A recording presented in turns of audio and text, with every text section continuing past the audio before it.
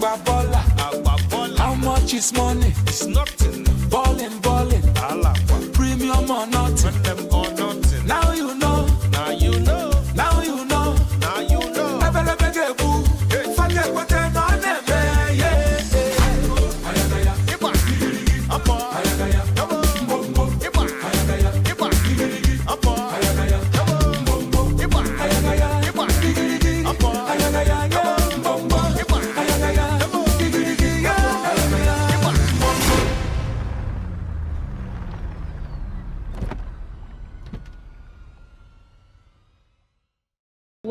Welcome to Couch Chronicles, Hello. Therapist After Dark. I'm Judeline. I'm Tyler. And I'm Stephanie. All right, so we are here at CBC, ladies. Yes, we are. Yes. All right, we are three therapists with three different perspectives, and we are bringing the couch to you. Instead of being on the couch, we believe that therapy is something that can happen outside of the couch. We talk about some real topics. We get real, we get dirty, we get fun, and we get nasty, but we get good. All right? So what are we talking about today, Steph?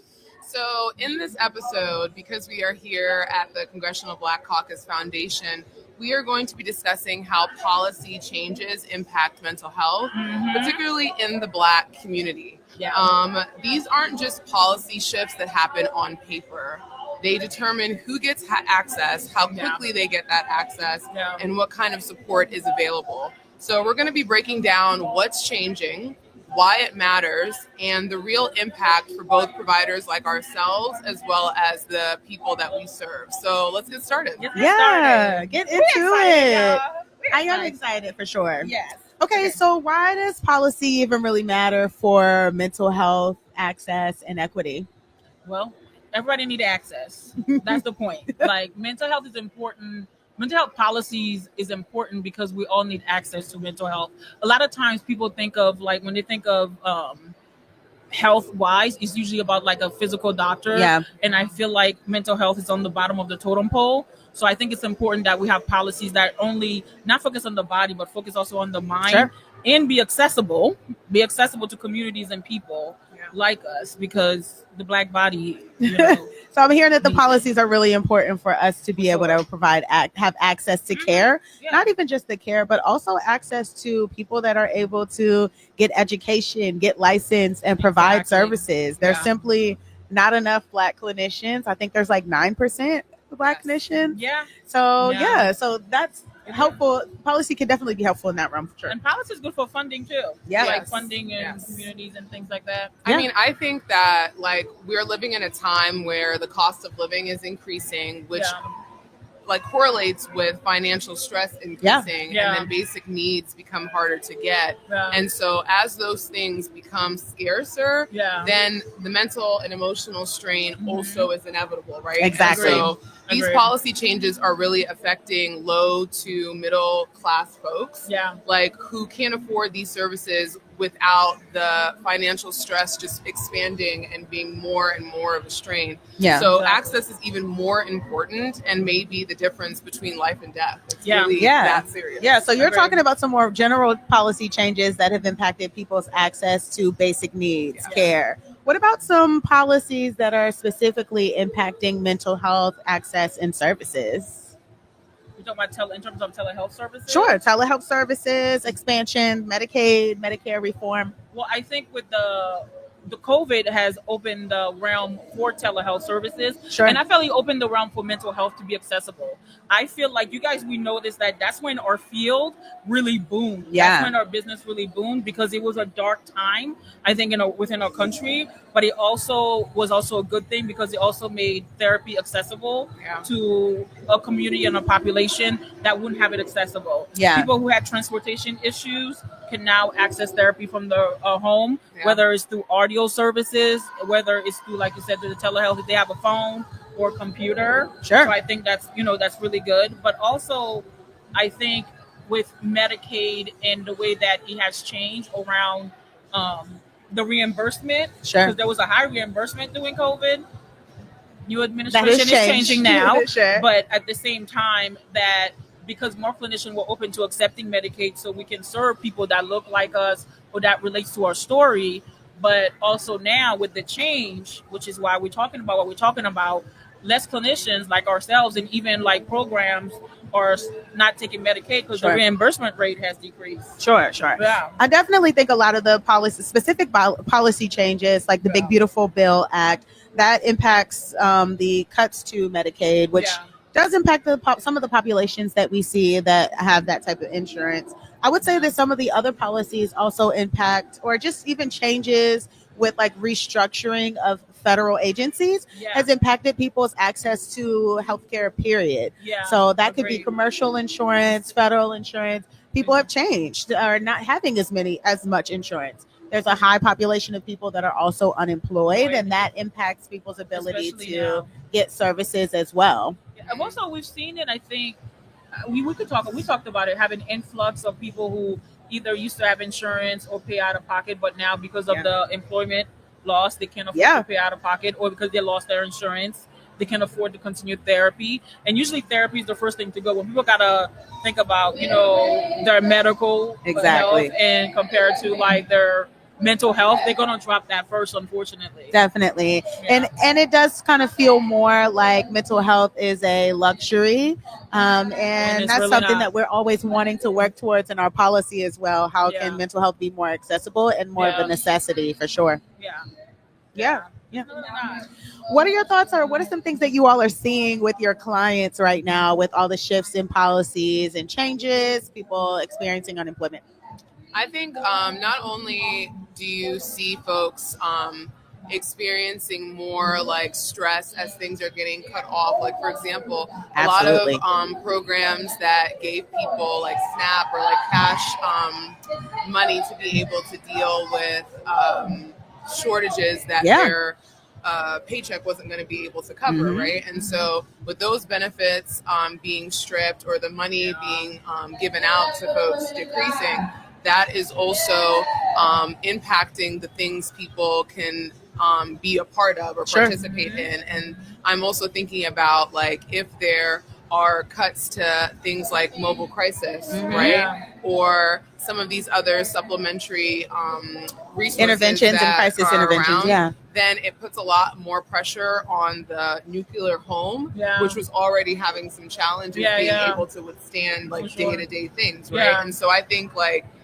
when I look at the fact that certain things are being cut and reduced, it's forcing folks to lean on other resources that they have in reach, but also aren't necessarily equipped to handle the additional pressures and demands of these folks. Right? So if I'm going to, for example, my doctor, I might maybe start telling them about some of the mental health challenges that I'm dealing with, or the fact that my medication is not being covered to the same degree that it might have been before, which has been affecting my quality of life in general. That's putting a lot of pressure on that medical provider to be able to do more things that are outside of what their scope. Really. Exactly. But also like even the trauma within itself. I think even with clients who are working with, if they lose their job, you are doing good work with them, but now the treatment has changed to cater to if somebody's like livelihood,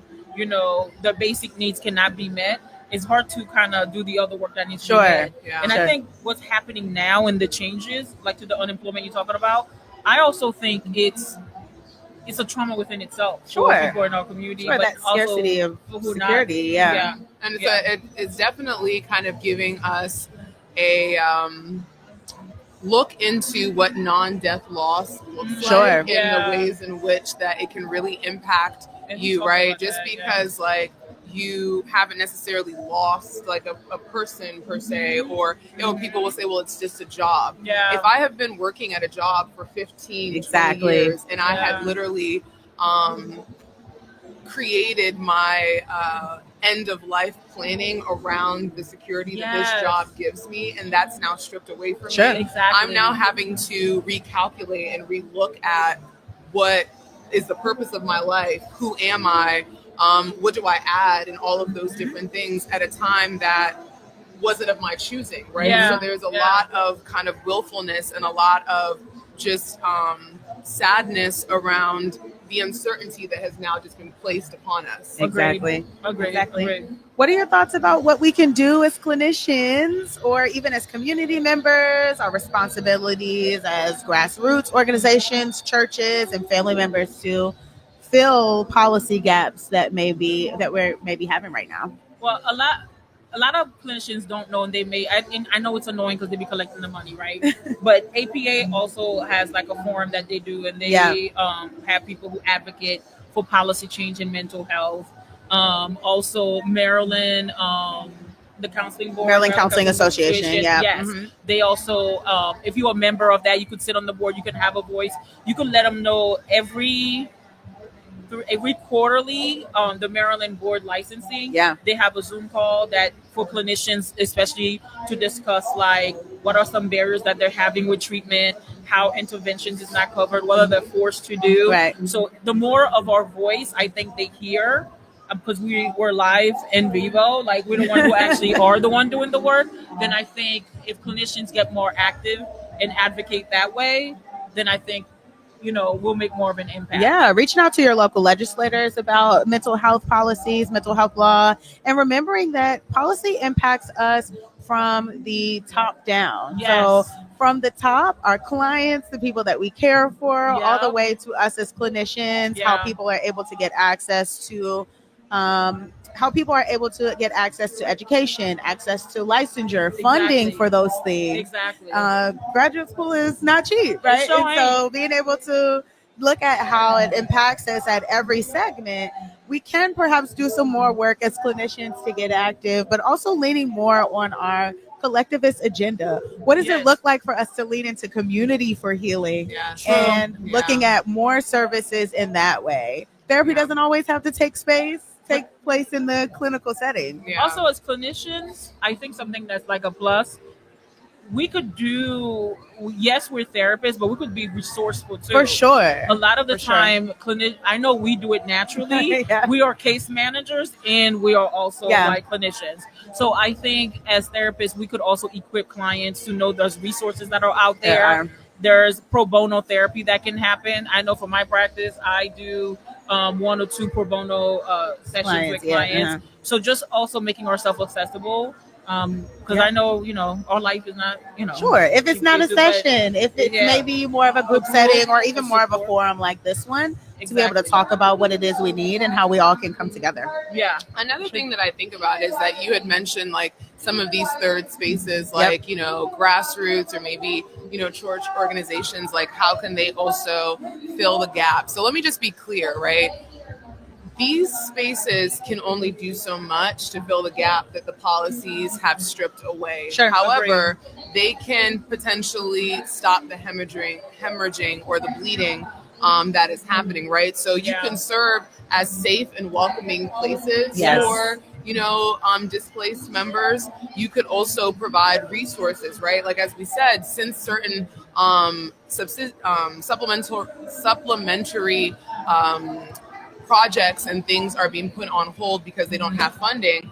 Things like food pantries are going to be really important. Things like clothing drives are going to be really important. Even childcare, right? Having a place that kids can be dropped off after school, right? Because a lot of programs that might have helped with compensating or helping families with childcare credits, those things are being, taken away. I also think about the increase in kind of like even in the pastoral space, right? Yes. Expanding the ways in which that you are servicing and reaching to the communities. And it might actually require you shifting a little bit of the ways in which that you usually open your doors to these people, maybe even advertise yourself to folks. Because I'm, I could speak more in the church. What I've noticed a difference is like, even with my church, I think a lot of churches now are trying to do what we're talking about because they are like, if you have members who, like myself, who is a licensed clinician, They are offering, like they're asking you to come in and do some volunteer work or do some Sure. group stuff. I think that's really good. I'm really proud of the churches because they are stepping up. Also, I feel like there's a less biases that churches are doing now. It doesn't matter like what your practice or don't practice, belief or not believe in. You know, like having the food pantry, making resources accessible, and they're also giving money to help people. Especially now during this time, people lose their job and then people's housing and can't meet their mortgages. Some of these churches are really stepping up, and you know, and helping. And we also have I would say, the benefit of living in, you know, DC area where there, I would say, the agenda and the community priority is a little bit higher here. And I would even then say for folks who are feeling like they don't have that outlet and they don't have those spaces, really looking for maybe online, you know, communities that could provide you a little bit of guidance. But I like the thing that you said of like church members who have certain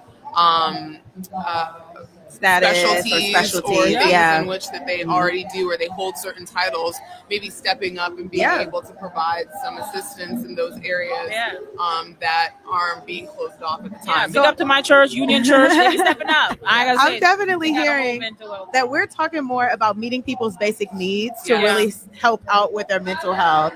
That also really brings up the point that we always talk about around our podcast, is that a lot of the mental health issues that people are experiencing are systemic. So having less financial pressure, having less food scarcity, having less challenges around safety ultimately helps people's mental health and also makes our jobs easier as clinicians. I'm not going to lie. It's been hard. It's been feeling like sometimes offering people coping skills or even holding the space is all I have to give. And sometimes there's a feeling of hopelessness in that, knowing that there needs to be some drastic change happening. So with that being said, talk about that feeling as clinicians with hopelessness, right? Because I've been experiencing that a lot lately as well. And how do you cope with it? Honestly, I have to have my own self-care routine because I think that I also have to be okay with and accept that I can only offer what it is that I offer. I am diligent about trying to get people to connect to resources, coming to conferences like this one, and connecting to people that could perhaps support clients that I maybe have in the future. Networking with people that can maybe make some connections. But it can be hard. It can be hard. And I've definitely felt like more recently it's been a bit more pressure. But I would advise clinicians to not steer away from identifying with those systemic and political pressures that our clients are under right now. I think we're often taught in grad school to be a blank slate. But in reality, mental health and social change is political. There's no way around that. And I think another thing that we could suggest to folks, right, is for those Black clinicians, right, that are feeling the extra sting of your community being abandoned or feeling like neglected because these policies are in ways directly affecting the Black community, directly affecting, you know, your family members or people that you know, it is really important, like you said, to take some time to self-care, to self-soothe, to disconnect, to be able to take some rest from advocacy, to take some rest from being able to be in service, right? Like it's not something that we need to channel 100% of the time, even though we are in a segment of history where it feels like you need to be on all the time. And so I think that as one of the things that I have been sharing and telling like my supervisees that I supervise as well as my clients is that you just kind of got to take it day by day and give yourself grace and almost buckle down a little bit because this is just the beginning of waves that we're going to continue to be impacted by. And if you are capsized or literally overwhelmed in the first few waves, you're going to have some struggles. You can tread water a little bit, try to catch your breath, try to get your balance. Definitely. Okay, so with all of that being said, what is one policy change if we could make that tomorrow, what would that be that can maybe most significantly impact the mental health of Black communities? I think we all should answer it together. Free Mental health should be services. free. Okay. Just again, Free for those mental health people who services. didn't hear that, free mental Mental health health services. services. Yeah. Okay. Yes, and free does not necessarily mean not paying the clinicians, right? Right. But I think that is often a challenge or the dialectical tension there, right? Yes. Like we want to be able to provide accessible services, Yeah. and also I want to be able to meet my own basic needs as well, right? Agreed. And also, so- to be clear, I think that not only is it free mental health services, but quality. Probably. Yes. You know, Yes. ones That's a that good one. actually That's a good one. meet the needs of the population Yeah. in which that you're servicing. So I know one of the things that we talked about is that we feel like culturally affirming therapy services Sure. Yes. would be very important. And you might be like, well, what does that mean, culturally affirming therapy services? So I know for me, working with my Black clients with Black bodies, our bodies hold a lot of trauma. Sure. We are Some definitely that's ours, some that's generational. Yes. Exactly. Like we're resilient folk, but we are resilient because we're often told to push forward, Sure. to, keep moving, keep calm, get Yeah. over it. It is what it is. And even though that is something that has been beneficial to us in the past, For survival, it right? definitely weathers and breaks down at the psyche and at the core of who we are. And so I'm a big proponent of being able to release that trauma, that pain, that tiredness and exhaustion. And that's not always something that can be done through the avenue of talk therapy. Of Right. talk therapy And or so- any regular cycle. And some of Sure. the regular psychotherapies of CBT or person-centered or some of these other therapies that are usually practiced. And so I think about like somatic interventions that really work on the body and that mind connection and the way of being able to release things that show up versus the numbing that happens in the Black community, Yes. the distracting that happens in the Black community. I think you've also talked Yeah. about some other Afro.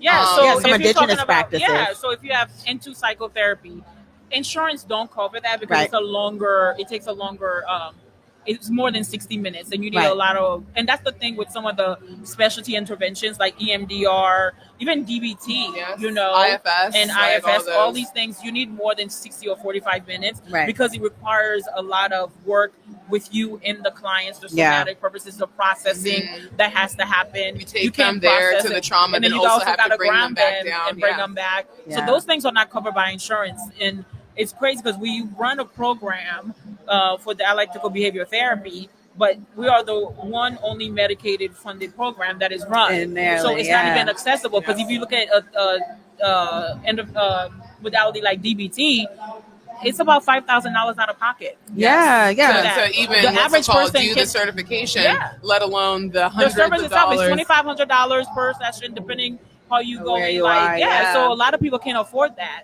So even making these things accessible, like the quality you talk about, making these things accessible and having, being able to pay for that type of intervention and theoretical Those framework resources, for people to get it, because not just any therapy work for us. So Yes. I'm hearing that the policy change that we're looking for is care that is free, Yeah. accessible, Yeah, and quality. inclusive of indigenous practices, ones that allow us to connect to body, Yes. connect to spirit, perhaps also including more communal aspects where we're coming together for that healing, Yeah. that co-regulation versus more individual Yes. type of services. I'm Right. also hearing that we're looking for policies that impact how insurance works, right? Yes, Like exactly. not perhaps policies that help us to expand the way that insurance even looks at mental health. A lot of insurance companies look at mental health as an additional thing. It's not something that is A often requirement included or part of your required. whole Yeah. So Yeah.